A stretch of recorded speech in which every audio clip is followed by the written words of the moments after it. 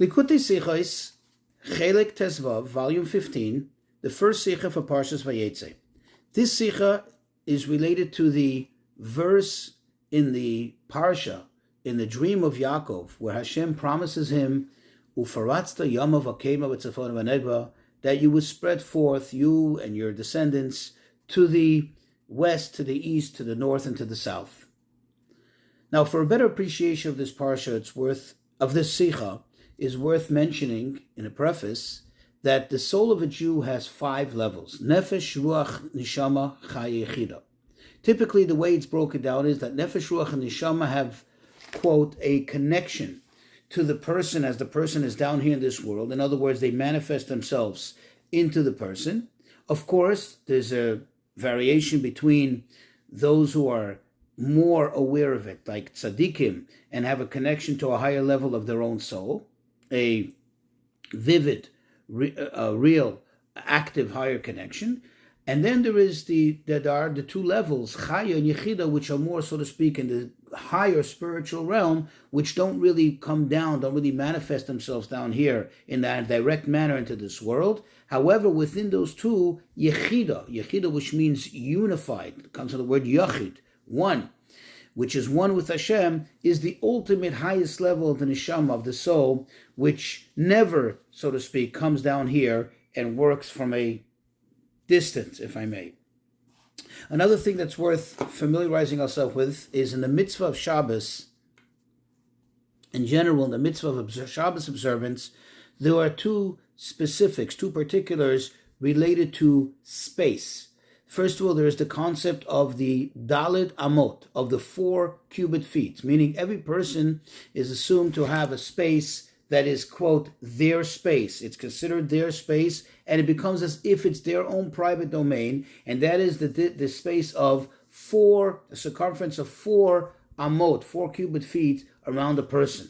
Meaning, let's say, for example, somebody's in a public domain in the street, you can, even if you can carry within, you can transport items, you can move things, and it's not considered a transgression if it's within those 4 cubit feet. Anything beyond that is as if you're taking it out of your domain. Another thing is the Tchum Shabbos. The Tchum Shabbos literally translated the boundaries of Shabbos, which means that every person is restricted to a certain boundary beyond their space, their normal space. Their normal space being typically their city limits. So it's 2,000 biblical cubit feet beyond their city limits, meaning beyond their normal space.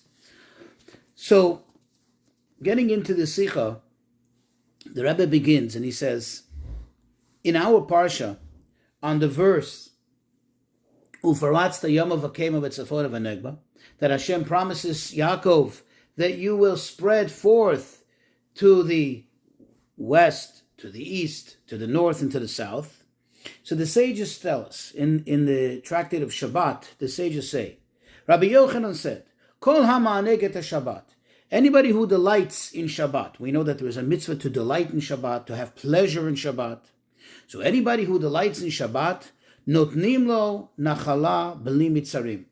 He receives, they give to him a boundless portion, meaning a tremendous reward. Where do we know this from? Because the Talmud quotes from Isaiah, from Yeshayahu.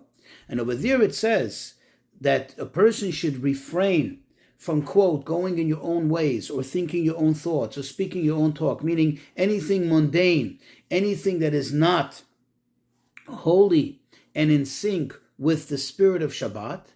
And then the prophet concludes and he says, if you will do so, Az tisaneg al Hashem, then you will delight in Hashem himself, and I will have you, you will ride on the heights of the world. And then he concludes in the verse, and actually we say this every Shabbat morning when we make the Kiddush, we recite this verse, V'achalticha nachalat Yaakov avicha, and I will feed you the portion of your father Yaakov. In other words, the reward for delighting in Shabbos, the ultimate reward, because he kind of, in describing the reward, It's a build-up, and he goes higher and higher. You will delight on Hashem, you will ride at the heights of the world. And then he concludes with, I will feed you the portion of your father Yaakov. And of course, the Talmud concludes, the Talmud adds, and he says, not like Avrohom, by whom it says some form of limit. In other words, in the blessing that was given to Avrohom, what did Hashem say? Kum hisalech ba'aretz. Come, walk the land to its length and to its width, and that's what I'm going to give to you. So it has a certain limitation.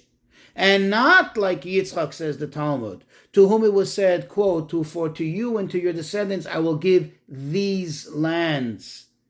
Again, it's only these lands, it's limited. Rather, concludes the Talmud, like Yaakov, to whom it was said, what is the portion that one gets for the observance of Shabbos?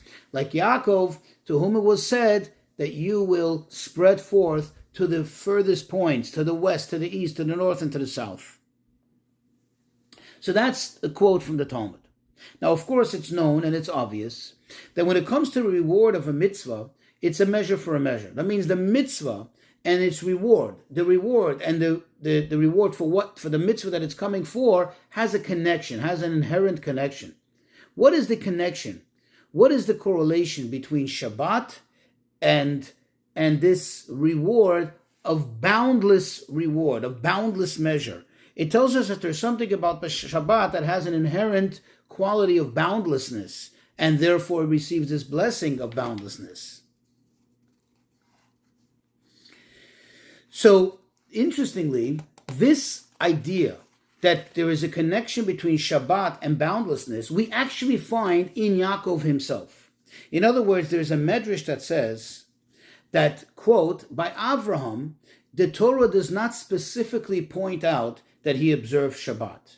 By Avrohom, it doesn't say that. And therefore, says the Midrash, what was the blessing that was given to Avrohom? Kum hitalech ba'aretz, the verse that I quoted previously, where Hashem said to him, come walk the land to its length and to its width, and this is what you're going to receive.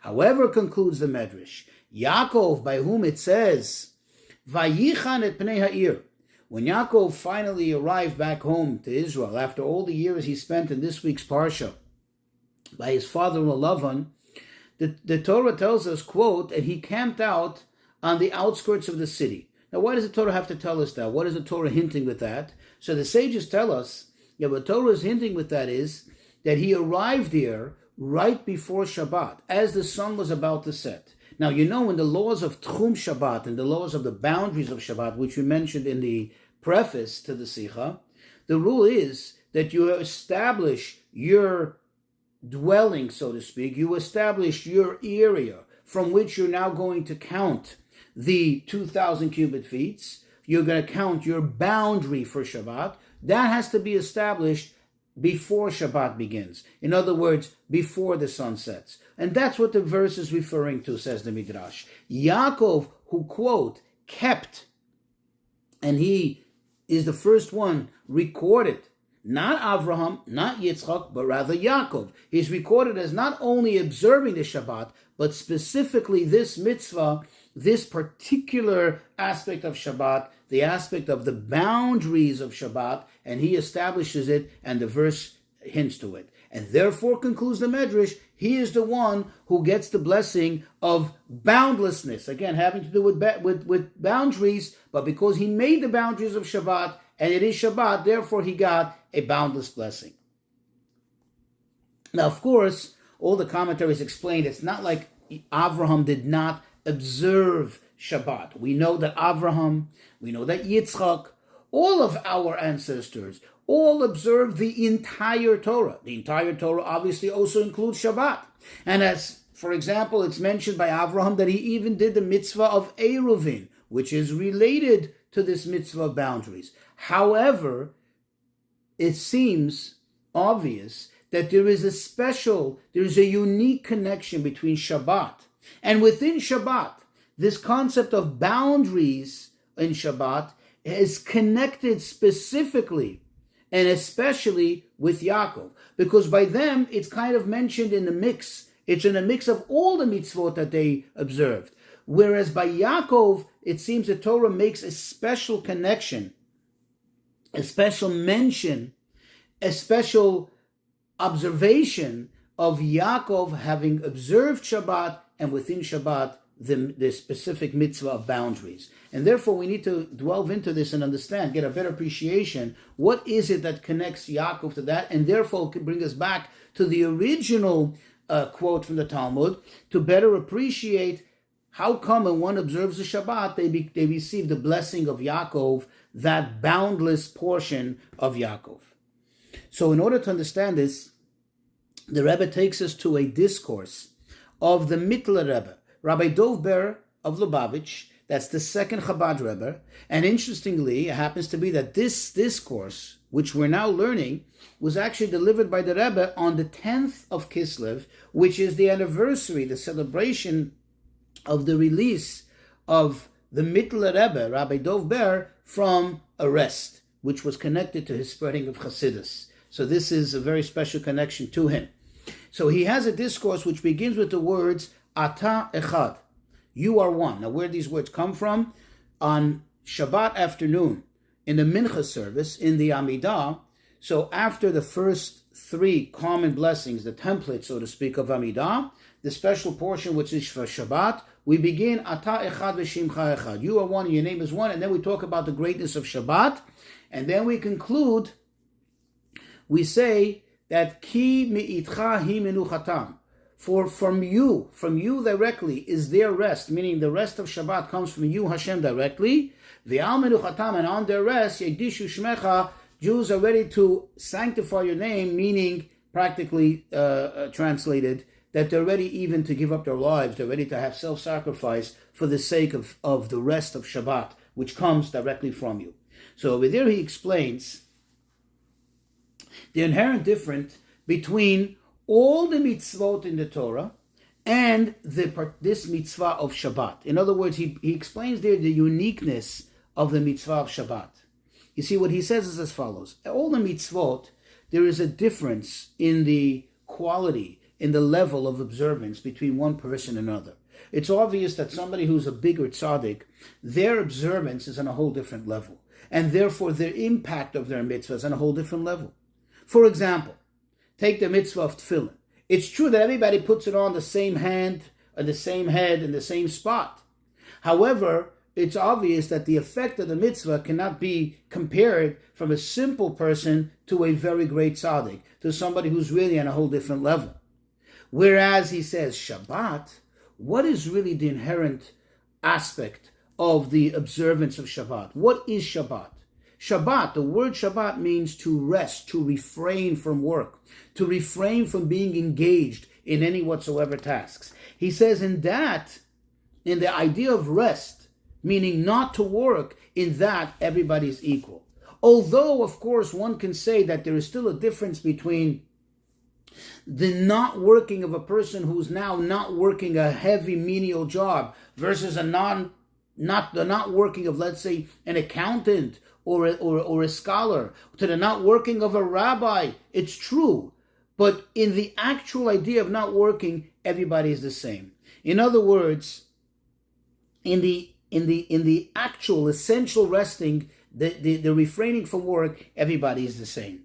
What is really the reason why the mitzvah of Shabbos is specifically such that everybody is equal in it?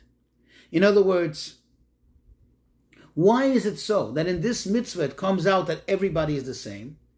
So he says because the mitzvah of Shabbat, what really is the mitzvah of Shabbat? It is that in the deepest level of the soul, that the soul itself rests in the deepest level, in the highest level of the soul, which of course we know, we would call it, as we become familiar with already, the level of Yechidah. In the highest point of the soul, in the essence of the soul, there is the essence of rest.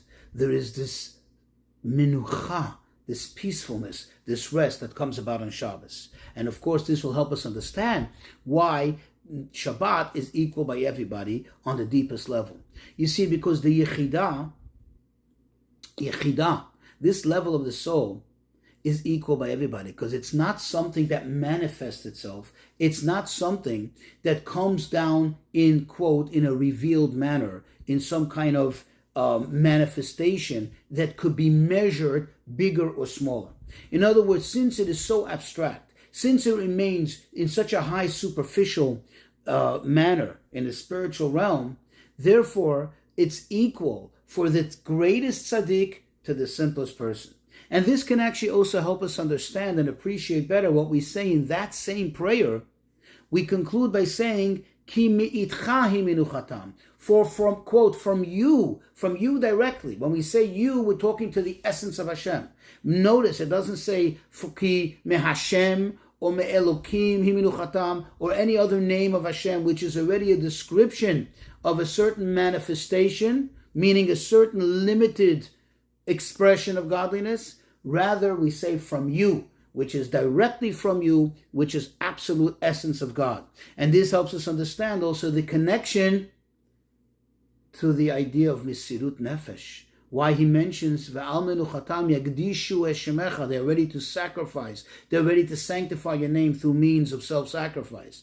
What is the connection? Because once again, the idea of Misirut Nefesh is the idea of Yechidah, of the essence of the soul. It is universal by everyone. It's not something that can be explained. It's not just that only great people will sacrifice themselves for Hashem versus simple people. It is something that comes out from the depth of the soul. And since, going back to the Yechidah, since the Yechidah is whole by everyone, the Yechidah is beyond any whatsoever manifestation to any particular aspect of the person. So where is this Yechidah? In other words, where is it? It's certainly not in our bodies. It's certainly not in our attributes and our functions of the soul, as it's called. It's not even in our garments or in our homes, which are certainly more superficial. They're more, so to speak, around us, but still they have a connection to us. They're not something in which the Yechidah can manifest itself. Where is the Yechidah? The Yechidah actually is in the surrounding space of a person. It doesn't go into it doesn't specifically go into anything in particular, because it cannot. It cannot, so to speak, garb itself. It cannot limit itself to something in particular that's connected to the person. It's more superficial. It's out there, but it's in the space of the person. It goes into the 4 cubit feet, so to speak, of the person. Not in his body, again, not in his garments, not in his house, in the space of the person. And this gives us an appreciation of the concept of Shabbos. That Shabbos, since the rest comes from the essence of the soul, so where is the highest expression of the rest, of the idea of Shabbat?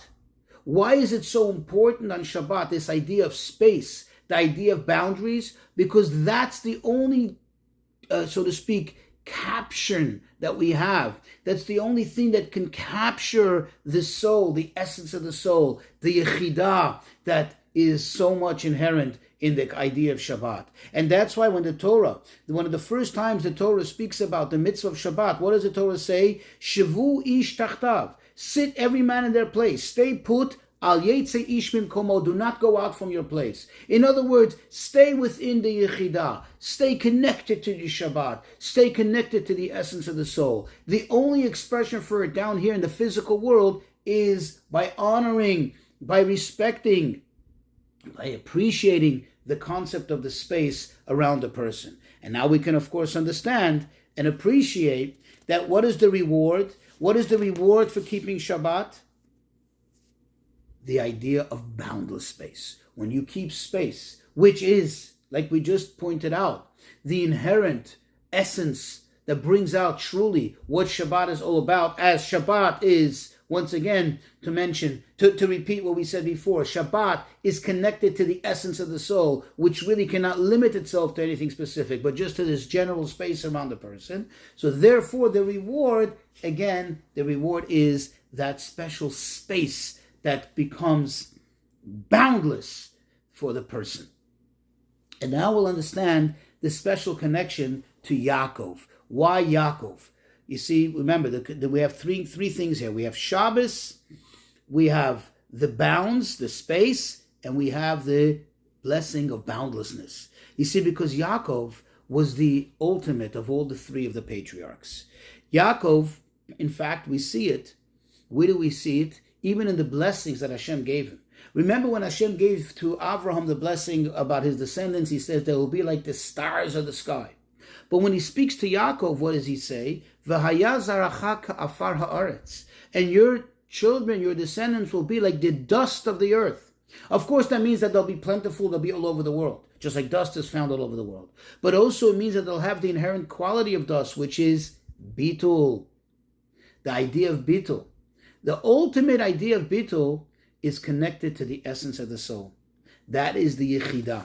Because that is the level of the soul that even from a spiritual perspective has no self, so to speak. It is one with Hashem. It isn't anything of itself. It doesn't have its own character. And now you see everything comes together. The idea of for us, the Yamav Hakema, Tzafon of Anegba, how it's inherently connected with as a reward of Shabbat, because that is the same idea. That what Yaakov represents the idea, the concept of Shabbat, the idea of the boundaries and the boundlessness, which is a reward for it.